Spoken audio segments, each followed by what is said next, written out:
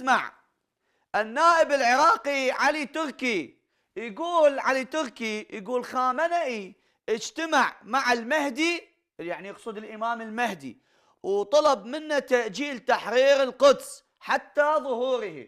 دقام لك هي ما تكذب، جيب الغسالة وحطه بالغسالة. عبود خطبه ولمره، يلا حيو من ها شغل له كذاب.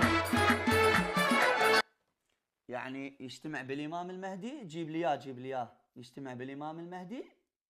خامنئي اجتمع بالإمام المهدي وقال له أجل هسه موضوع تحرير القدس، مو وقته، ما عندنا فلوس، ما عندنا سلاح.